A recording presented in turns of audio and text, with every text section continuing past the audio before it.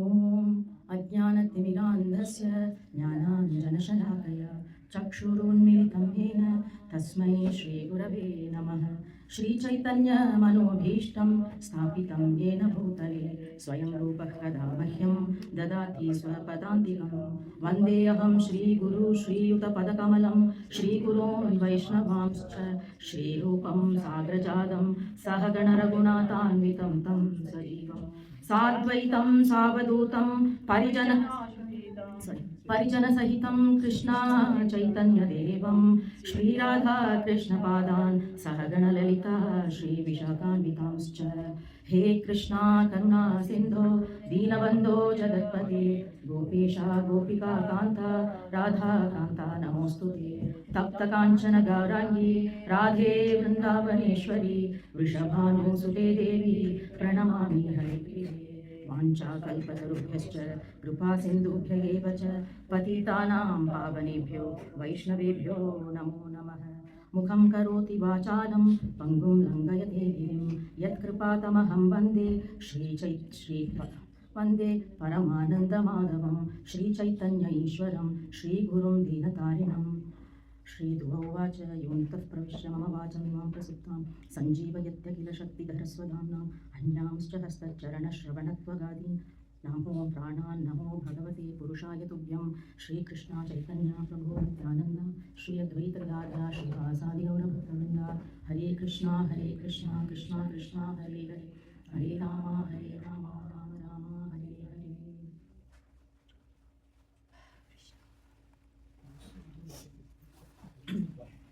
Sorry, I was a few minutes late. I made it. Thank you everyone for joining us for this love feast on Sunday, organized by ISKCON Scarborough. I would like to thank the management for giving me this opportunity to speak a few words and serve you all. Thank you very much for your valuable time, for your dedication, for your commitment, and you'll hear this word a lot more times during this class. Initially when I was approached to give a class, I was like, what do I talk about? Because ISKCON, you see on YouTube, you could get so easily overwhelmed because it's a huge ocean of topics. It's very hard to hone in and focus on one topic and talk about just one thing. But so I said, okay, Prabhu, I will talk about the childhood pastimes of Krishna, right? Easy. But for some reason, and I also sent the topic saying that Prabhu put this as the topic for my class. But for some reason, it did not sit with me. I don't know why. Don't ask me, I don't have a reason. It did not sit with me, and I wasn't, not that I was not comfortable, but I just thought, how can we start the new year without being grateful to Srila Prabhupada, right? You and me are sitting here today because of this Jagat Guru here. So you and me have some purpose in life. We are what we are today because of Srila Prabhupada. Otherwise, God knows what I would have been in this life, right? I cannot even imagine what I really would have been if Prabhupada had not shown me that way. So I changed my topic. I told Amal Thakur Prabhu, please don't put the topic as childhood pastimes of Krishna. Right? He was like, Mataji, I'm not putting any topic. I said, great. So I just thought I would share with you some of Srila Prabhupada's experiences, some of those memories shared by his disciples. And please allow me to glorify Srila Prabhupada, who himself is a beautiful gem in the deep, deep, deep ocean. And it's very difficult to say any glorification about Prabhupada, and me especially, I do not at all qualify to do this, but because of blessings of Acharyas and your mercy, your kindness, your love for me has motivated me to speak a few words about Srila Prabhupada. So please forgive me if I commit any mistakes, and I'm open to, I'm open to seeking your blessings and forgiveness if I make a mistake. And if there's any credit in this class, please, I owe it all to my spiritual master, His Grace, Jayapataka Swami Maharaj, and to all the Acharyas in this Scarborough. Hare Krishna. So I just wanted to, start off with the basics. What was Srila Prabhupada's name at his birth? We all know this answer. Abhay? Abhay Charan De, right? And what's the meaning of Abhay? No? Huh? Yeah, fearless, correct. And Charan means? Feet. So basically, because Prabhupada was born on a Janmashtami day, his parents gave him that spiritual name, saying that he's going to be a fearless one, preaching Krishna's philosophy over the world at the lotus feet of his spiritual master. Probably they were foreseeing this, but they gave that beautiful name. Later, Prabhupada came to be known as he kept that, when he took sannyasa, he kept that AC with him, right? AC meant Abhicharan, he did not change that. But he went on to say, Bhakti Vedanta Swami, right? So Abhay Charan, Bhakti means devotion, and Vedanta means Vedic knowledge, and Swami is a sannyasi, a spiritual renouncement. So he was called as AC Bhakti Vedanta Swami. And then they added something more, which is Prabhupada. And we all know what the meaning of Prabhu is, means master, and Pada means we all know feet. So it was a title in appreciation, in honor of Srila Prabhupada, and which means Prabhupada means, literally it means many Prabhus sitting at the lotus feet to learn how to serve Krishna, right? So Prabhupada is a title, that's not his name, it's not his surname. Just like, how Janakan, Sita Devi's father was called Janakan, but Janakan is not his name. That was his title. Because any king who came in that lineage was called Janakan. But what was his actual name? Sita Devi's father's name. Srila, right? That was his name. So like that, Prabhupada was given a title which was like an honorific name, like in honor of his Vedic knowledge and philosophy that he could spread around. He was given the title of Prabhupada. And then Prabhupada is, not everybody can be given the title of Prabhupada, right? There is a reason that's attached to it. There is a basis that's attached to it. So for example, he should be in the disciplic succession. He should be a person who teaches devotional service, how to serve Krishna, pure devotional service, without diluting the philosophy. And he should be a person who can take disciples, accept disciples, who in turn will serve as spiritual masters, who will also take disciples. So if you have these three qualifications, then you can be called as Prabhupada. Not everybody can be called Prabhupada, right? Just like how we call Krishna as Bhagavan, right? There are certain qualifications that is attached to the title. So Prabhupada means, like, he should come in the disciplic succession, he should teach the whole people, whole mass, how to serve Krishna in a purified way, and he should be able to accept disciples in a sannyasa order. So then, if you qualify for these three, you're called as Prabhupada. But then why Srila? He was called A.C. Bhakti Vedanta Swami Srila Prabhupada, right? Again, Srila is a title that was given with all these Westerners to focus on his in appreciation, in gratitude, in reverence. They call him Srila Prabhupada. Otherwise, initially Prabhupada was called Swamiji, right? And then all these, because they saw what a genuine person he was, then all those titles were attached to his name. So even if you see Bhagavad Gita, it will be signed off as your well-wisher A.C. Bhakti Vedanta Swami Srila Prabhupada, right? So that's the reason how he got his name. So, so then what's the difference between calling Guru Maharaj and Srila Prabhupada, right? So Guru Maharaj is a title, like I call my Guru as Guru Maharaj, because my personal Guru is my personal spiritual master. But Prabhupada was a preeminent Acharya honored by the whole movement, right? That's why he was called Prabhupada. I cannot call my spiritual master as Prabhupada, right? He is my Guru Maharaj. But if I were to address any other person, suppose if Mataji had a Guru, I would say, how is your Maharaj? How's your Guru? I would not call him Guru Maharaj, but Guru Maharaj is something very special to my Guru, from whom I accepted initiation. So far clear? All those terminologies, because we use all those things loosely and we really don't attach a meaning to it. We just say because everybody says that, right? So I just wanted to make sure that I decipher and dilute all those things and bring it down so that we understand why we call Srila Prabhupada so lovingly the way we call him.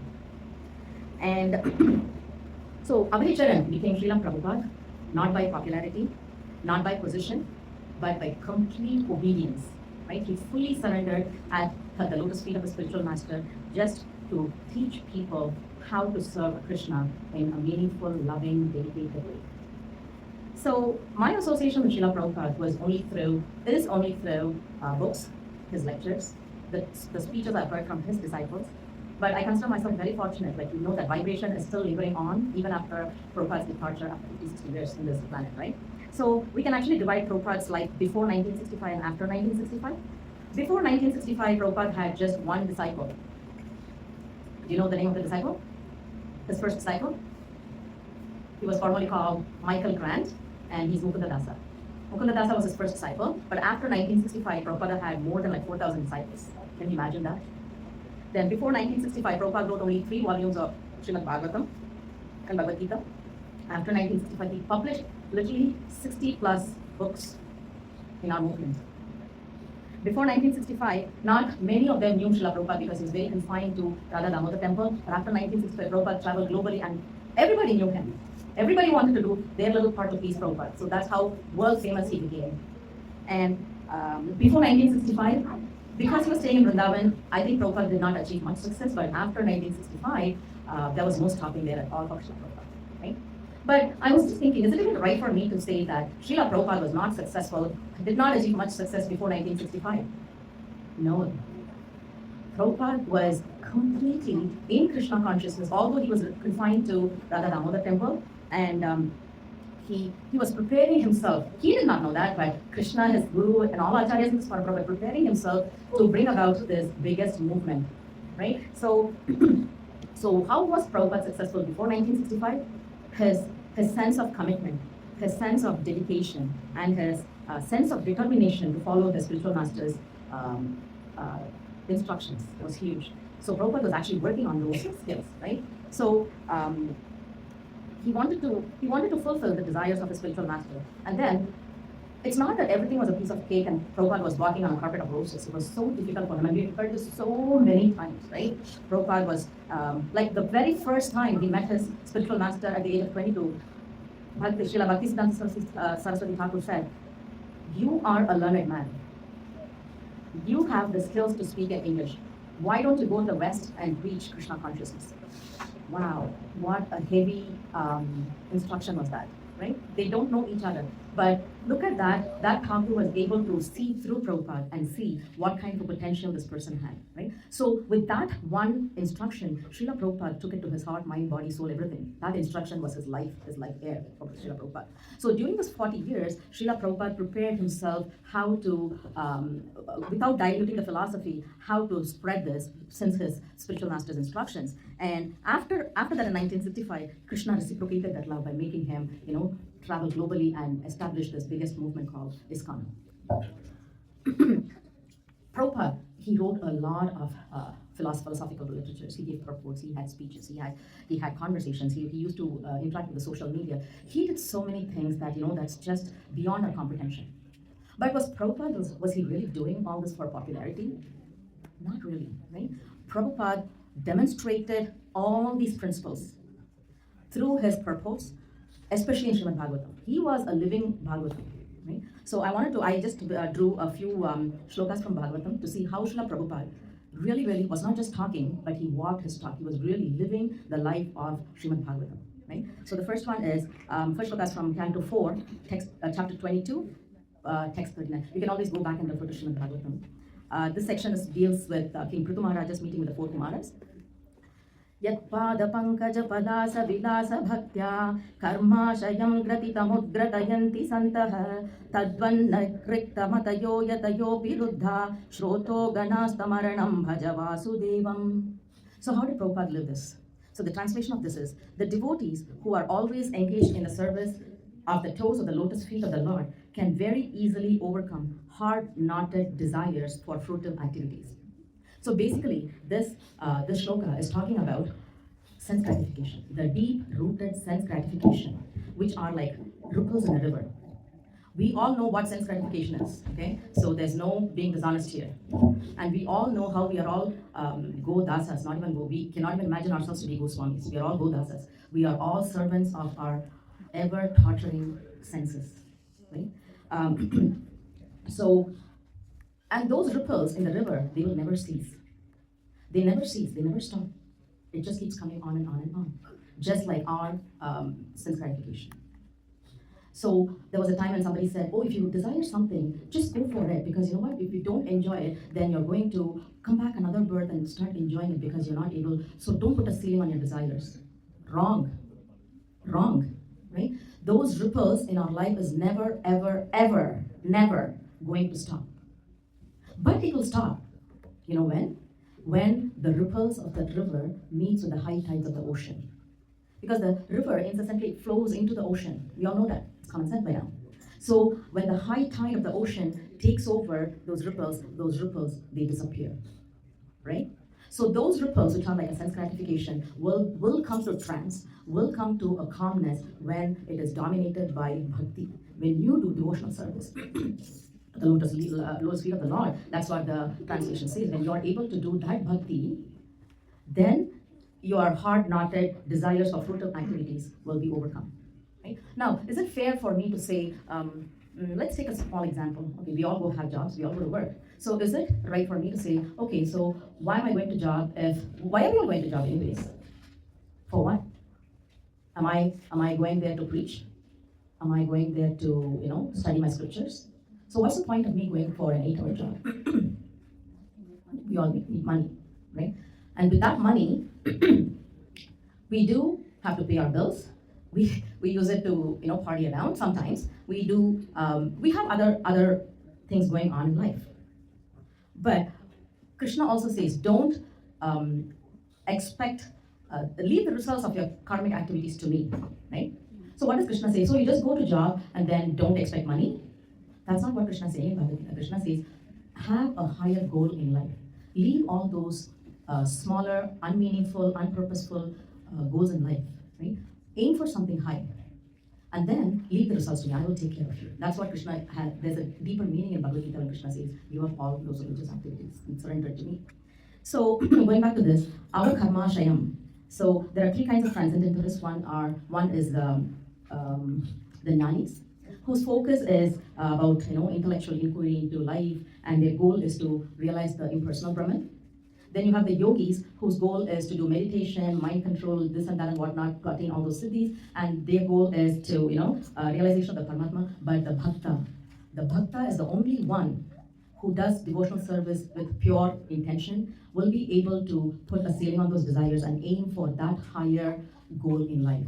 And then you will see how your life is being controlled or taken over by the Lord Himself. You are no more a child of Maya, you become a child of Krishna. Right? So that's exactly what Prabhupada did. So the conclusion is that by developing a loving desire to serve Krishna, we subdue all our material desires for sense gratification. Right? And that's what Srila Prabhupada said. Even when he was living his life, he was never. There was not a time when Prabhupada was gratifying his senses. All the time, his consciousness was about Krishna, serving Krishna, teaching the disciples of how and what to do in life, right? And so Prabhupada, when he came at the age of 70, he did not have any financial security, right? He came with just 40 rupees. In those days, it was a big deal. So he did not have financial security. He left Vrindavan to come to the West, not for comfort, not for higher education, not for fame, not to bring about followers, and he also lived in extreme simplicity. Where did Srila Prabhupada live? He lived in small temples. He came in a cargo ship. He lived in tiny apartments with absolutely from almost no facilities whatsoever. Right? And it was not a young age he came here. And so that tells us how Prabhupada did not have any kind of material desires at all. And then even when ISKCON, after he established the movement, even after he established ISKCON and ISKCON grew well-the-year, he was not using those resources for his personal sense gratification. He was printing books, he was building new temples, he was spreading Krishna consciousness. So that was his motive, and that's how Prabhupada is teaching us those sense gratification are like ripples in a river. You can only get rid of it once you absorb yourself in the devotional service of Krishna. And we're all fortunate today to be sitting here in the temple room, ready for darshan and ready to serve all Vaishnavas and take and plead for the Lord's mercy to lead us in the right way in our lives, right? And moving on, the second shloka I have is how Prabhupada demonstrated this unflinching determination amidst all struggles. So this is in first canto of Srimad Bhagavatam 1.2.6. Savai pumsam parodharmo yato bhaktir adokshaje ahaituki apratihata yayatma suprasidati. So the translation is, the supreme occupation of dharma for all humanity is that by which men can attain to loving devotional service unto the transcendental Lord. Such devotional service must be unmotivated and uninterrupted. Ahaituki apratihata. Yeah, thank you, Mother. So complete satisfaction is guaranteed when we perform devotional service selflessly and seamlessly. There should be no conditions attached to it. I know it's very hard, but at least we are all sitting here, we are all trying, right? We are all trying a little bit to come to that stage of suprasidati. So there is how Prabhupada, like we all face struggles in life. Like this morning, I came late, like a couple of minutes late. Why? Because I have 2 computers. And my husband bought me a very new computer, and I loaded all this there, and for the love of me, I forgot the password. And I kept putting in the password. Time is 10:40. I'm like, oh my God, what's happening? I forgot my password. It gets locked. I can't function without this, be it my classroom or the temple room. I can't function without this. Oh my God, what did I do now? And then I'm trying to get my school laptop and it's showing me like 20% battery. Oh my God, I'm done, I'm dead. Like, you can get very easily, unmotivated. You can go into that jittery position of what can I do now? What can I do now? Why me now? Right? What am I going to do? I have to face something. Like just in the last nth minute. And then you know what? Oh my God, I shouldn't have taken up these classes that I will give a class. Like, you see how easily you can get into that, right? Why did even I accept I'll give a class today? Like, what's wrong with me? Like, I'm cursing myself. Oh my God, what did I do to myself? But all through my ride, I was like chanting Hare Krishna, Krishna, please help me. I don't know if this is going to work. Please help me. Prabhupada, I know I'm a fool, but please don't make me a fool in front of so many bhaktas, please, Prabhupada. And then here I come, I don't know if I got my glasses. You see how it is? Like, I'm still an idiot. Like, you race against time, and then you feel like you're lost, and you feel you're incompetent, you feel like a loser, you feel like you failed. All those negative emotions just come into you like crazy, one after the other. Oh, sorry. One after the other, right? And there's no stopping to that either. And then, look at Srila Prabhupada's struggle. How his devotion was ahetuki and apradihata. How did Srila Prabhupada demonstrate this? This happened in the summer of 1976 when ISKCON had acquired a 13-story building on the 55th Street. So on the morning walk, that was Prabhupada's morning routine. So he was walking with his disciples and he was staying with Dr. Mishra. So then Srila Prabhupada likes to talk about, during his morning walks, those are the most important memories of every disciple, a morning walk, japa morning walk. So Srila Prabhupada was describing how he lived in the third floor of the building and he had a Jewish gentleman who was living with him. And then he said how he used to go to that Western supermarket and Prabhupada used to say everything was so expensive that a small packet of chili powder was like 25 cents. And he was paying like $72 per month as rent. He was like, I did not have the money, but somehow, Krishna helped me, right? My disciples helped. No, he wasn't even having not many disciples at that point. And then he said, the disciples asked him, Prabhupada, why couldn't you cook in your room, right? And Prabhupada said, I did not have a kitchen. I did not have a shower. All Prabhupada had was a sink and a toilet. Look, ISKCON Scarborough, how much challenges we face without a kitchen here, right? And especially if it's a festival time, we beg and borrow from people to help us, bring the prasadam to feed the Vaishnavas. So imagine a room, you're given one room with 4 walls with just a sink and a toilet.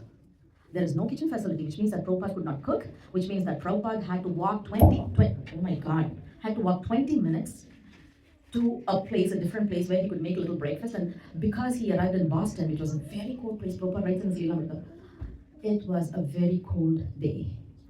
I could not brave myself. He did not even have boots, like slippers. He could not walk from the place where he was staying, which was 20 minutes walk to another place where he had to cook, shower, cook, and do whatever, and come back, walk back 20 minutes to where he was living. See the difficulty? Without a transportation, nothing, no help, nothing. So sometimes when Prabhupada says, sometimes I used to not take any breakfast because I could not walk at this old age to the place to cook. Right? Anyways, so he only had a sink and a toilet, and then sometimes he would go to the subway station and there was a bathroom there to shower. So, and then his disciples asked him, Prabhupada, did you have a bed? He said there was no bed. I used cushions to sleep on the platform. Had to shower in the subway station, had just few cushions to sleep in the platform. And after hearing that, Tamala Krishna Goswami said, Prabhupada, you're the most bold person in the whole world. Can't deny that. And then Srila Prabhupada said, and then 2 boys came to befriend me. Right? He's still living off the streets, here, there, everywhere. And then Rupanuga Das asked him, that's amazing, how long were you living a life like this? Can you imagine? Prabhupada said 6 months. 6 months he was lying on a platform, taking shower in a subway station, going and cooking breakfast somewhere, still writing Srimad Bhagavatam, still writing Srimad Bhashya, all those Vedic literatures. Can you imagine a life like that? And Prabhupada was standing 64 rounds. So then what happened? And then he said 6 months. And after 6 months, there was a boy called Paul Murray who said, oh, Prabhupada, you're by yourself. He took pity on Prabhupada. He said, come and live with me in the Bowery Street, in the loft of the Bowery Street. So Prabhupada went there, and guess what happened? That Paul Murray, he stole Prabhupada's typewriter, he stole Prabhupada's, dictaphone, right? He stole everything and left Prabhupada with nothing. How ridiculous is that? And then Hari Sauri Prabhu said, Prabhupada, that boy Paul Murray is a crazy boy. Prabhupada said, yes, he was LSD. Right? See the people Prabhupada had to deal with. None of the circumstances were favorable for Prabhupada to do anything in this land. Then Tamal Krishna Goswami asked him, did he attack you? Prabhupada said, no, he did not attack me, but he was in a very ferocious mood all the time, so I had to leave him, and then I went with Mukundadasa. I kept all my things, whatever little I had, I kept it with Mukundadasa and I lived with him. So then Tamal Krishna Goswami said, wow, Srila Prabhupada, the exploitation that you have gone through in this land here are no less greater than Lord Chaitanya going into the Jharkhand forest and making the animals dance. You are modern day representative of Chaitanya Mahaprabhu, right? Jai Srila Prabhupada. So the conclusion is, ahaituki apratihata. Right? So first we talked about no sense gratification at all, no personal gains for Srila Prabhupada from this. Second thing we are saying is how it was unmotivated and unconditional. So the lesson to be learned through this is satisfaction and advancement in devotional service are dependent on the purity of our intent to serve and the consistency of our intent to serve Krishna. I'm going to repeat that again. The satisfaction is related to the purity of our intention to serve Krishna, right, without any personal gain. And the advancement in devotional service is directly related to our consistency in our attempt to serve Krishna. That's the lesson we have to learn from Srila Prabhupada's life. So then the next shloka is the Samudra Manthan, where Lord Shiva drank the Kalakuta. I'm better without this, I think, or I have to lock my hands. So this comes in the 8th canto. Sorry, Prabhu, I keep pausing. Tapyante lokatapena sadhava prayasho janaha paramaradhanam taddihi purushasya kilatsmanah. So, why did Lord Shiva drink the Kalakuta deadly poison which came from the Samudra Manthan? Why? To protect everyone, right? He took it upon himself. And how is Srila, and the translation for that is, the translation of the verse is that great personalities often willingly endure suffering out of compassion for others. This action is regarded as the most excellent way to worship the Supreme Personality of Godhead. The verse suggests that the most profound form of worship involves empathy and dedicated service to fellow beings. That's the translation. Let's see how Srila Prabhupada lived this life. Great personalities often willingly undertake sufferings for the well-being of others. Para, dukkha, dukhi. Right? How Srila Prabhupada demonstrated this principle in Bhagavatam. This is a very heart-wrenching incident for me. So this happened again in 1977 when Prabhupada was in the Bombay temple. And this was almost like he was towards his last phase of his life. Yeah. And Prabhupada was literally very, very weak. He wasn't able to eat. He was surviving on a quarter ounce of orange juice, I guess, and some charanamrit. And there was hardly any flesh attached to his body. Like, he was literally bones, right? So then at this time, there was, Prabhupada wanted to go to London at this stage. Prabhupada wanted to go to London to spread Krishna consciousness. So, not possible. How? This is the question that I always ask. Even like Maharaj, like, he just wants to talk. He travels here and there. He's got the most complications of health. You can name it and he has it, but he just wants to talk. So I can see that spark of Prabhupada in my Guru Maharaj, right? So Srila Prabhupada wanted to go to London, and the doctors persuaded him not to, but he won't listen. He was very stubborn. We can't really call it stubborn. He was very determined. That's what I should say of Prabhupada. So there was this Pancharadhika Bhattacharya called Sampat Kumar in Bangalore, and he had very special regards for Prabhupada. So what he did was, when he knew that Prabhupada was really, really very sick, and Prabhupada had made this decision to go to London for preaching, he personally took a flight from Bangalore to Bombay to see Prabhupada and have a personal meeting with him, private meeting with him, which is a big thing in those days, going by flight. And typical South Indian Brahmin priest going and approaching, an ISKCON leader was not spoken of in those days. So he went there. And first he was denied access, and then when they told Prabhupada knew that this Bhattacharya was outside to have a private meeting, he said, let him in. So this Bhattacharya said, then he was allowed inside, and then he went to Prabhupada and he said, Swamiji, I'm very pained that you are suffering like this, right? And Prabhupada was barely able to talk. And then he said, instead of broken words, the whole world is meant for suffering. Look, he's barely able to speak, but even at that time, look at the words that come out of his mouth. He said the whole world, this material world, is meant for suffering. Then the Sampat Kumar Bhattacharya said, but Swamiji, there are so many people who depend on you. So when you suffer, they also suffer, right? And then Prabhupada said, what can I do, right? And then the Bhattacharya said, in a very low voice, I want to tell you something, Swamiji. In Vrindavan, right, your personal deity is kept on the altar, and people are doing all kinds of worship. They're offering flowers to your deity and praying before it while you're still living. Is that even heard of? If our parents are alive, would we put a picture of them and start worshipping them? It's not heard of. But it was done at Vrindavan. When Prabhupada was still alive, his deity was kept in Vrindavan, and people were offering flowers and praying to him, crying before him, feeling grateful before him. Whatever it was, people were thronging the Vrindavan temple. And then the Bhattacharya said, when the Acharya is alive and they put a deity in the altar, then all the sufferings of the people are coming to your body through the deity. Right? So he said, please tell your disciples to worship your deity after you leave your body. He was talking as if he was giving some new information to Prabhupada. And all Prabhupada said was, I know. I came here to take their suffering. Para dukkha dukkha. How an Acharya willingly takes up the sufferings of others. And then the Bhattacharya was speechless. He was shocked. He was like, oh my God, I came here thinking that you don't know things. I'm thinking that I'm giving you information that you don't know, but you always seem to know how you do this, right? And then there was a long silence. And then Prabhupada asked, do you have anything else to say? And Bhattacharya said, Swamiji, if that's your wish, what can I say? I'm only a priest. And Prabhupada said, even after I leave this material world, I will keep continuing to take on the sufferings of people so that they can chant Hare Krishna.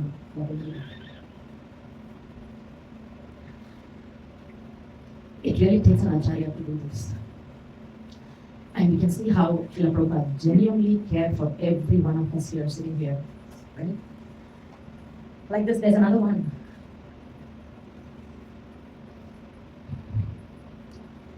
This is also from Srimad Bhagavatam, Canto 1, Chapter 18, Shloka 4.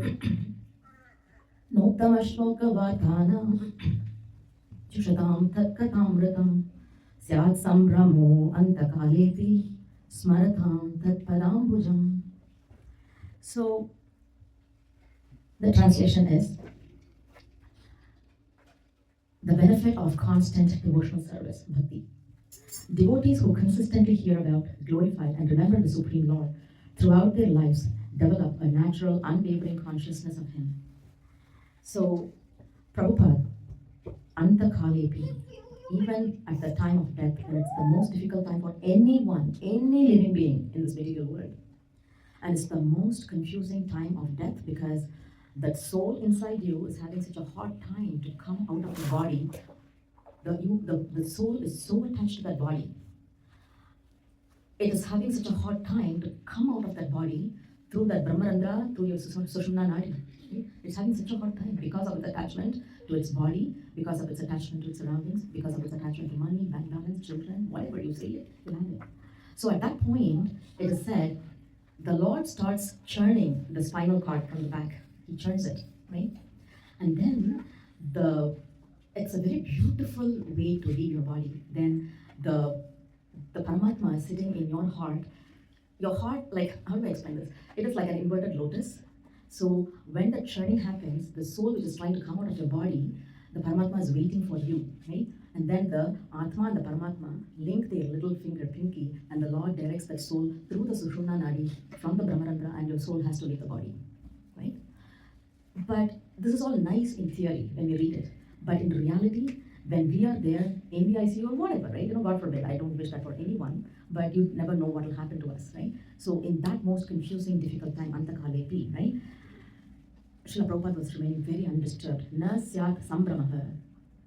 And he fixed his remembrance on the lotus feet of the Lord. Smaratam tat padam bhujam. And why? Because he was all through his life like that, he attained the spiritual perfection of life, right? And another thing that Prabhupada is trying to teach us is how we live our lives is the way we die also. Right? That's going to be our consciousness when we leave this body. So there was not a day when Srila Prabhupada did not talk about Krishna Katha. He is a perfect example of this wonderful shloka. And he was an absorption of Krishna all through his life, every minute, every second. One time, I'm just going to wrap it up quickly. One time in Bombay, when the construction of the temple was going on, Prabhupada himself used to go and supervise the construction place, saying that this is not to be kept there. He was supervising everything into the nitty-gritty details. And then one of the construction person asked him, Prabhupada, you are saying you're writing books, you are preaching, you are giving lectures, you are chanting 64 rounds, and you're also here supervising this construction. How do you do all this? So is it false that you are able to chant 64 rounds a day? Who can do all these superhuman things, right?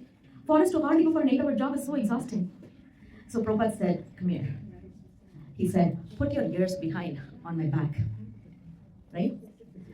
Prabhupada is talking, Prabhupada is giving directions, but in his consciousness, that person could hear Prabhupada's chanting, right? He's completely absorbed in Krishna consciousness. That's the level of supremacy we're talking about Srila Prabhupada, right? So anyways, but Prabhupada was not only absorbed in Krishna consciousness, but the way he was compassionate to his disciples, to his devotees, is just unparalleled, right? I'm going to quickly say about this incident about Srinathji's final surrender to Srila Prabhupada. So Srila Prabhupada was this also happened in 1977 in September. So Prabhupada is in Bombay, and yes, he's in his final stages, and Prabhupada wants to go to Vrindavan, right? So Giriraj Swami calls up a person called Srinathji, and he says, bring your Dodge car. It's an American-made car. This is in Bombay. He says, bring your car. Srila Prabhupada wants to leave his body. And Srinathji was, what? Leave his body? Who talks like that? He wants to leave his body? Where does he want to leave his body? And that person said, Giriraj Swami said he wants to leave it in Vrindavan. And he's like, Prabhupada can barely breathe. How is he going to go from Bombay to Vrindavan? What is happening? What are you telling me? He said, Prabhupada's wish is that he wants to leave his body in Vrindavan. Please bring a big Dodge car. So then Srinathji cleaned his car, and his wife put some silk clothing so that Dodge, I don't know if it's a Dodge Caravan they're having these days, I don't know it is, but in the thing it said Dodge car. So people could sit comfortably, and also somebody can lie down in the back, so that big a car it was. And they especially requested him to bring the car because Prabhupada's health was very depleted and he needed to be laid down. There was no way Prabhupada can sit. So then, Srinathji brought his car. So Srinathji is driving the car, and beside him Tamal Krishna Goswami, and behind him is Ramananda Swami, and Prabhupada is being laid down in the back of the car with his servant Upendra. So as everything is set, he's starting to drive the car, and then Tamal Krishna Goswami says, you better drive slowly, because there are a lot of potholes and the roads are uneven. You cannot stress Prabhupada out. We have to get to the station, and Prabhupada has to take a train to go to Vrindavan. He has to take the Mathura Express to go to Vrindavan. Right? So this journey is only between Bombay to the Bombay station. So then Srinathji said, okay, fine, I'll do it. But then he started driving, and then Upendra from the back says, Srila Prabhupada wants you to drive fast. So he starts gassing it, right? And then Tamal Krishna Goswami gets angry. He says, I told you not to drive fast. Then he slows down again. Within a few minutes, Upendra from the back says, Srila Prabhupada wants to drive fast, right? And then he says, Tamal Krishna Goswami says, no, drive slow. So this person who's driving everybody's driving the car by their mouth, right? So he's like confused. And then he says, I'm here to obey Srila Prabhupada's instructions. So if you have anything, sort it out with Upendra. I'm driving. So he just drove. And the thing he's asking him, what time is the train? He said, 11 o'clock, we have to be there. So they drove, and they thought they reached the station early, right? And what happened was they had to, and then another devotee comes, Ram Tulsi. He says, let's get a wheelchair for Srila Prabhupada so that we can board him into the train. And Srinathji bumps into the station master, and he says, what time is the train leaving? And the station master says, oh, did you not read the news today? What happened? The train is leaving half an hour early today. No, they still have 5 minutes. 5 minutes only to board Prabhupada from the car to the train. And mind you, this Srinathji is not a very divine disciple of Prabhupada. He always used to fight with Prabhupada, argue with Prabhupada, debate with Prabhupada, and you name it and he had it, right? So, and Prabhupada chose this person, just like how, Hanuman was chosen to go see Sita Devi. So anyways, oh my God. So then they somehow or the other, he says, Raj, then Srinathji tells the station master, I will pay you whatever you want, please don't blow the whistle, right? The train should stop. It can start only after I ask you to go. Station master is like, I've never had this kind of a request from anyone, telling this to a station master. So he gives like, why, what's the reason? He says, there is a very divine soul who's sitting in the car, who wants to leave his body in Vrindavan, so that train has to stop. I'll pay you whatever you want, right? So then eventually they brought the wheelchair, they brought Prabhupada into the train, and then the train is going, so they all made sure that Prabhupada was comfortably sitting there. And then this person, Srinathji, he was woken up at 4:30 in the morning, so till 10:30 he's not had a drop of water to drink. So he's like, finally he had to jump out of the train because the train was going to leave. So he was just trying to buy a soda, and then Upendra comes and tells him, Srila Prabhupada wants to see you. He puts his soda down and he goes to see Srila Prabhupada. So Srila Prabhupada says, come closer to me. He goes closer to him. He says, thank you for guiding me. At that moment, see the calmness in Prabhupada, right? He was not confused or in that difficult time, he was not bewildered. He said, thank you for guiding me. And then that's it. So Srinathji caught hold of Srila Prabhupada's feet and then Padmakshi Goswami says, no, don't do that. Then he says, that's it. This is my last chance. He put his head down on Srila Prabhupada's feet and he said, Srila Prabhupada, you are my spiritual master. I surrender to you. Right? So that's how, and then Srila Prabhupada, with all that last ounce of strength, he with his elbow, he sat up and he said, he gave him a very sweet smile. And this is a surrender that Srila Prabhupada could bring about in an atheist person, right? So that's the greatness of Prabhupada. So at this point, I'm going to ask you all, I know I have so much more, let's see where Krishna takes us. If we are okay, then we will probably have another session, but I don't know, probably 2 minutes, please. So we're going to have folded hands. Please, it's a very humble request from me. We're going to close our eyes and pray to Srila Prabhupada. We're going to repeat after me. Dear Srila Prabhupada, Dear Srila Prabhupada, may your sacrifice, may your compassionate, merciful nature, may this example that you have set in our lives burn forever in our hearts with the ghee wick of gratitude and appreciation. May your sacrifice not go in vain. May we value your contributions, your temples, your deities, your books, your lectures, and the wonderful instructions you gave us. Srila Prabhupada ki Jai. Hare Krishna.